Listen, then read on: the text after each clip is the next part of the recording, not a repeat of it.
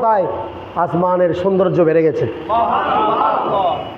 2 নম্বর বলছেন আনতাল্লাযী লাম্মা তাওয়াসসালা আদামু মিন জাল্লাতিন বিকা ফাজা ওয়া হুয়া আবাকা।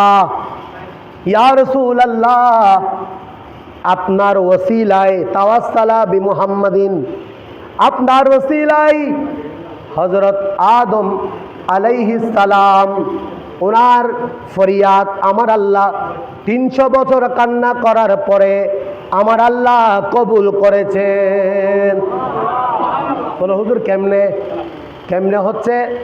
আমার আদম আলাইহিস সালামকে আল্লাহ যখন দুনিয়াতে পাঠিয়ে দিলেন, তিনি আল্লাহর দরবারে 300 বছর কান্নাকারি করলেন। কয়শো বছর?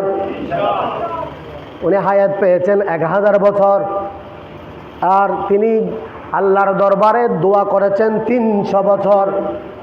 300 বছর কান্নাকাটি করতে করতে করতে করতে করতে করতে এমনভাবে কান্নাকাটি করতেছেন, হঠাৎ করে বললেন, আসমানের দিকে তাকালেন, দেখতেছেন দোয়া যখন করলেন, দোয়া করার পরে আল্লাহ ওনাকে প্রশ্ন দিল, কাইফা আরাফতা ইয়া মুহাম্মদ সাল্লাল্লাহু আলাইহি ওয়াসাল্লাম, হে আদম আলাইহিস সালাম 300 বছর পর্যন্ত এই ব্যক্তির নাম নাও নাই, হঠাৎ করে আজকে সেই নবীর নাম নিল। এই নবীকে তো আমি পাঠাই নাই। জোরে বলেন সুবহানাল্লাহ।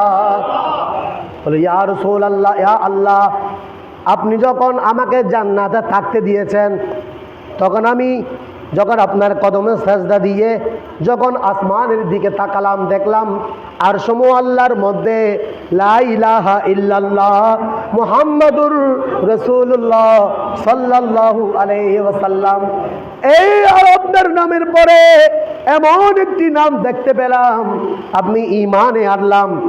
এই ব্যক্তি আপনার বড় পেয়ারা, এই বন্ধু আপনার বড় মহাব্বতের, যাকে আপনি আপনার পাশে জায়গা দিয়েছেন।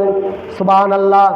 খুতবা পড়লেও সে আল্লাহর পরে নবীর নাম, নাজ শরীফের খুতবাতেও আল্লাহর পরে নবীর নাম, কিতাবের খুতবাতেও আল্লাহর পরে নবীর নাম, যেখানে যায় আজানে আল্লাহর পরে নবীর নাম, একামতে আল্লাহর পরে নবীর নাম। জোরে বলেন সুবহানাল্লাহ।